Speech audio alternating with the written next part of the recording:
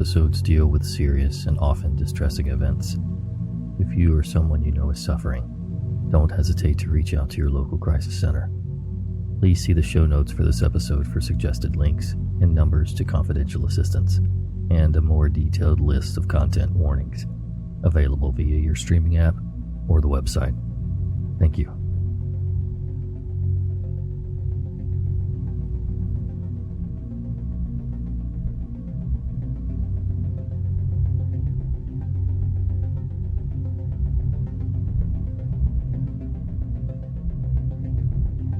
Welcome back, everyone. I hope you enjoy. So, get comfy and prepare yourself for another episode of The Nightmare Society.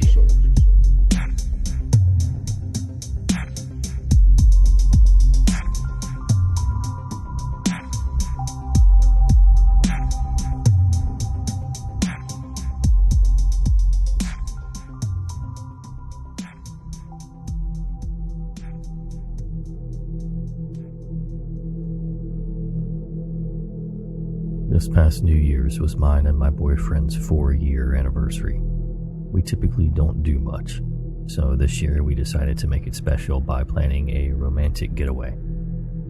At the time, the two of us were living in Seattle and wanted to rent a cabin in a snowy small town for the weekend. We found a cabin on Airbnb with a hot tub, and we were sold. The cabin was, of course, the last house on the road.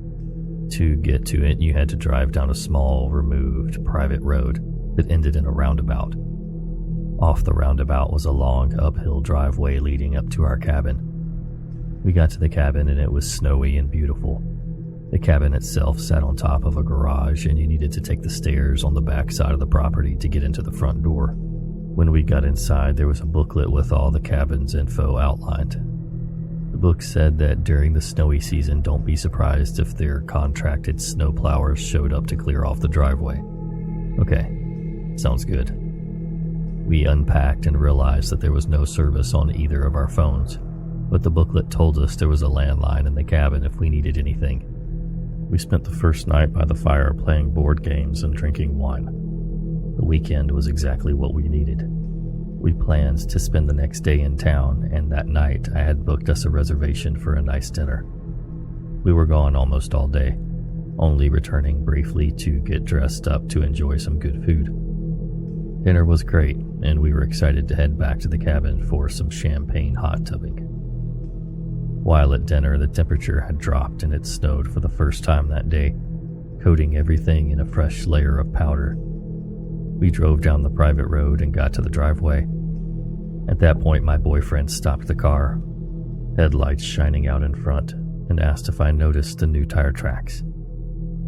I looked at the driveway, hoping to quickly disregard the new tracks, but there they were. Immediately, we remembered that the snowplowers could have stopped by, but the issue was that we saw the tracks because of the snow, and who plows in the dark? We also knew that once we were at the cabin, we had no service on our cell phones, so we figured we would head back to town and message our Airbnb host and ask them if one of their friends had stopped by the apartments. We waited for a while in town for a reply from our hosts, but didn't hear back. We could have called at that point, but it was past 10 and we didn't want to be bad guests. We figured we blew the whole thing out of proportion and might as well head back to the cabin. After all, I am big into true crime, spooky subreddits, and horror movies, so I was probably just psyching myself out. My boyfriend drove us back, and this time we actually drove up the driveway. Towards the top of the hill on part of the driveway, I noticed something. My stomach dropped as I noticed footprints on the property. We backed down the driveway and took a closer look to see if there were more footprints. From what it looked like, someone had drove up the driveway, reversed down, parked, and then got out of the car and walked onto the property. Since we had now also driven on the tracks, we couldn't find where the footprints ended. The property was quite large with tons of trees and brush, and we knew that these footprints could go anywhere. The moment we saw footprints, we decided to call the police. We figured it was better safer than sorry, and then we would just have the police officer go up to the property with us to check everything out. We drove down the road till we got service, called the police, and waited for their arrival. The policeman showed up and we followed him onto the property. The police officer scanned the property and determined there was no one out there. Obviously, we are a little shaken up and a lot embarrassed. We thanked the officer and he left. Needless to say, neither one of us wanted to sit in the hot tub in the dark woods after what had happened. Instead, we locked the doors and watched a movie, champagneless. We were both tired from the day and passed out pretty quickly. At 3 a.m., we both woke up on the couch with the TV on and all the lights, laughing about how the night didn't turn out as planned. As my boyfriend went to brush his teeth, we heard a noise. It sounded mechanical and only lasted a few seconds. We looked at each other and froze. The garage door. There are very few reasons that someone would need to open the garage door of a guest-occupied Airbnb at 3 in the morning. Like I said, we woke up to all of our lights on, and the cabin had a lot of windows. We knew that if someone was outside, they knew that we were there, and they could see us. I immediately grabbed the landline and dialed 911. We sat crouched in the Airbnb, praying for the police to arrive. We knew that whoever had made those tracks was still on the property, and this time they were making noise. As I sat down talking to the operator, we heard a big bang in our balcony, as if someone threw something up onto it. I was losing my absolute mind when the operator told me the police were nearby. All of a sudden, they were there. We saw the police lights and watched them search the property. Soon, we heard banging on the door. It was the police. We were okay. At the door were 2 policemen, one in front of us and one a little behind, kind of kicking around snow and looking at the ground. I immediately noticed a police officer in the back as the officer that did the initial check on the property. The officer told us that not only was the garage door shut, but it was locked, and again there was no signs of someone on the property. We discussed leaving, but the police officer said the road conditions were too dangerous that time of night. I looked at the police officer who had come to the property earlier and felt I had deeply disappointed him. My boyfriend and I went back inside, again locking all the doors and trying to sleep. The next day we were leaving, and while we survived the night, I didn't feel right in the cabin anymore. It was forever the spooky cabin in my head, and I wanted to leave. As we packed up, we heard the same noise we heard at 3 a.m. Oh, it was the heater? A heater that sounds just like the garage and lasts the same amount of time. My boyfriend looked at me and said, "You need to give up your murder shows," and walked away. As if. But whoever drove onto the property and walked around, we can't account for that. And thank you for triggering all of my nightmares. Please stay home and, oh yeah, let's not meet.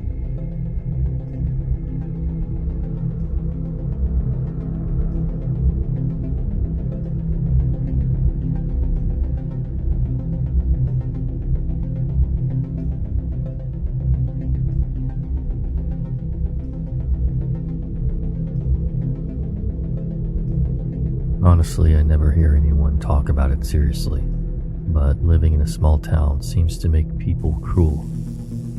Maybe it's just the sheer boredom that brings out the worst in people. I grew up in a rural Texas town with a crippling meth problem. No positive outlets for people to do activities, like a movie theater or a park. And we didn't even have a large grocery store to just hang out in. The teens mostly just ended up drinking, driving, and going to bonfires. But quite a few of the teenage boys in my neighborhood decided that being evil was the best way to have fun. They would literally go out of their way driving to swerve and try to scare younger kids riding bikes, or poison loose dogs, and even set fire to a few of the trailers in my neighborhood while people were still in them. Only one arrest was ever made in connection to the arsons, but it had definitely been a group activity. My neighborhood was a trailer park in which each trailer was placed on a few acres of land with at least some forested area between each plot of property. The road was an older dirt road with gravel and rocks poured over the dirt, which is what I had to learn to ride a bike on. It was difficult. One day when I was around 10, I was doing my best to ride the bike on this rock road without falling while riding away from my house when I saw my older sister, who was about 16 at the time, sprinting alongside the road towards me from the opposite direction. I was going very slow trying to keep my balance, but decided to just get off the bike when I noticed how panicked my sister looked. I saw a dust cloud coming from the road, but a fairly large hill was blocking the view of my sister and I from any vehicles that were coming towards us on the other side. When my sister got to me, she grabbed my arm so hard that I winced in pain, and she pulled me away from the bike. By this time, the truck that was producing the dust trail was just coming over the hill, but was still fairly far away, so I didn't think they noticed us. There are woods around 10 feet off both sides of the road where I was, and my sister was pulling me into the woods on the left side of the road. I complied, but was asking her what was happening. She just told me to hurry. We made it about 30 feet into the woods when my sister dropped to the ground and pulled me with her. She covered my mouth and told me to be quiet. I complied. I saw that the vehicle she was worried about was a black truck filled with 5 guys that were in their late teens or early 20s. The truck screeched to a stop right where my bike was. I froze solid when I heard my sister whisper, "Oh crap." 3 of the guys got out of their car, but didn't say anything. It was clear that they were looking very intensely into the woods on both sides of the road. Luckily, for some reason I am not sure of, they all lined up and started approaching and walking into the woods on the opposite side of the road. They were talking, but we couldn't make out what they were saying. I was worried that they would take their time looking for us since only a handful of people lived this far down the road, and it could have taken hours before another car would pass through. It took about 5 minutes of perfect stillness and silence before one did. Thankfully, one of the guys had already placed my bike in the back of the truck when they noticed another car coming down the hill behind them. They quickly jumped in the truck and sped off. We waited there for probably 10 more minutes before we stood up and started to walk back home, although we walked right along the tree line instead of the road itself, just in case. My sister didn't say much to me, but told my mom when we got home that one of the boys that she'd been hanging out with was talking about wanting to kill some of the annoying kids in the neighborhood, and she assumed it was a good bet that one of those annoying kids might end up being one of her 3 younger siblings.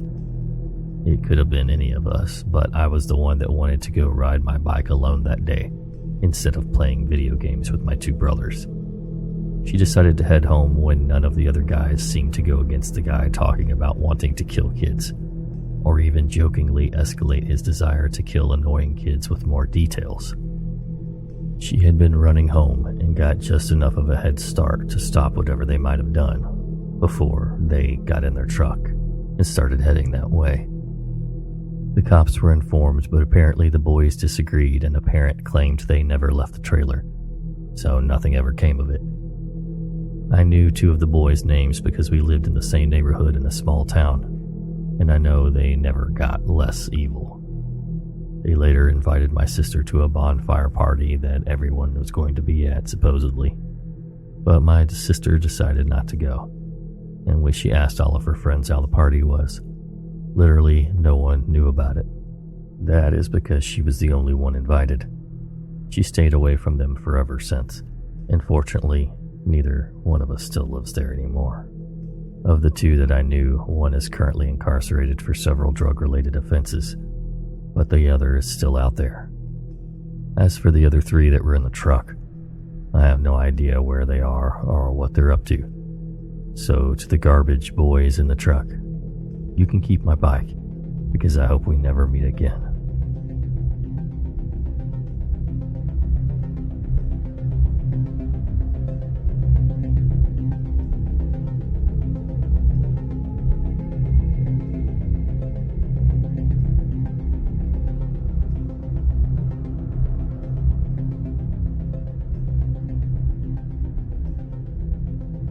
This happened back in 2004 in northern Wisconsin. I was 16 at the time and out deer hunting with my dad and a friend of his, Frank.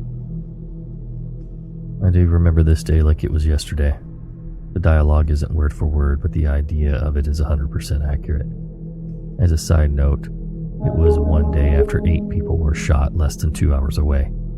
A link to the murder for reference is in the show notes. My dad and I had a few different stands over an area of 3/4 of a square mile. We had been hunting there for at least 10 years, and I had been going with him since I was 5. Up until I was 12, the legal age to hunt with a rifle, I had just been tagging along.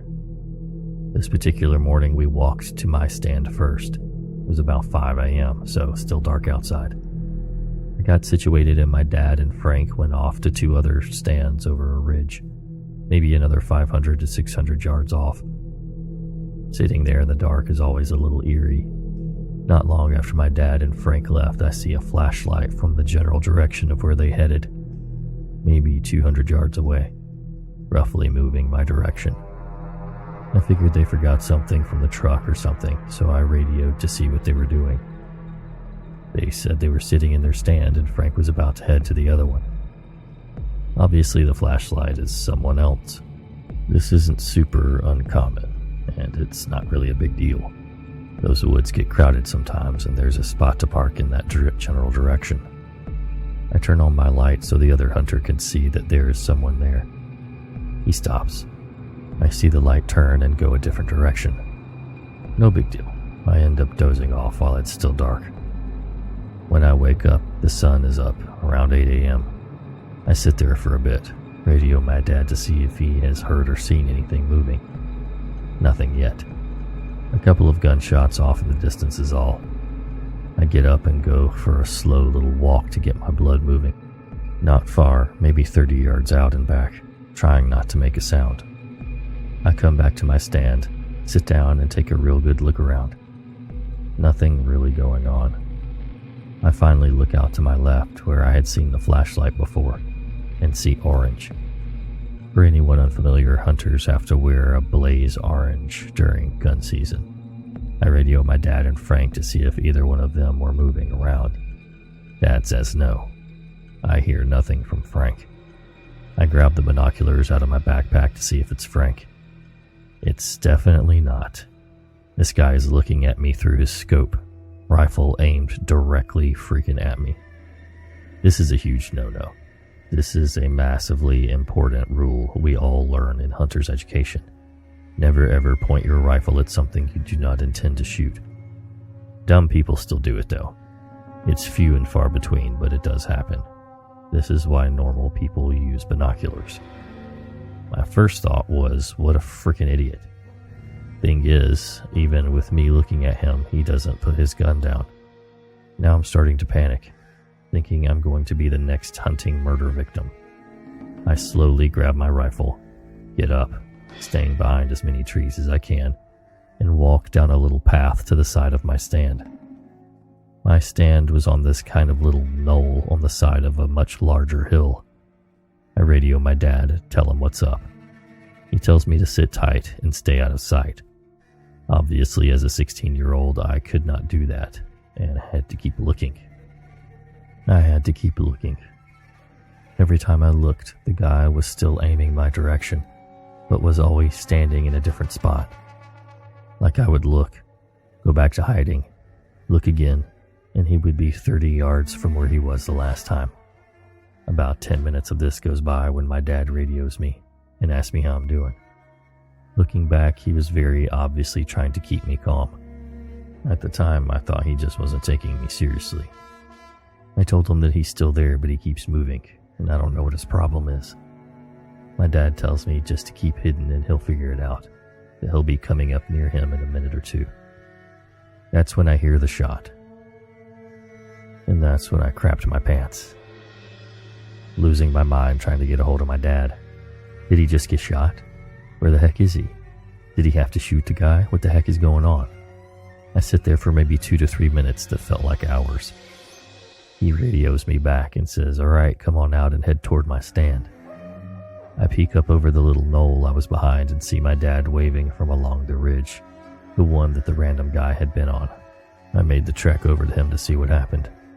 Turns out Frank was feeling a little restless and took a little stroll and ended up on the other side of that particular ridge the stranger was on, not knowing he was there. He had knocked his radio battery loose while he was getting situated earlier in the morning and had no idea anything was even going on. The shot I heard was actually Frank shooting a deer. Dad said as soon as Frank shot, the guy walked off away from us toward the logging road. We helped Frank out with this deer and decided to call it an early day. Although I was extremely nervous, the rest of the week went on with no incidents. So, to the very strange stranger in the woods with a rifle pointed at me, and with no common sense, let's never meet again. Thanks so much for listening, and until next time. Sweet dreams.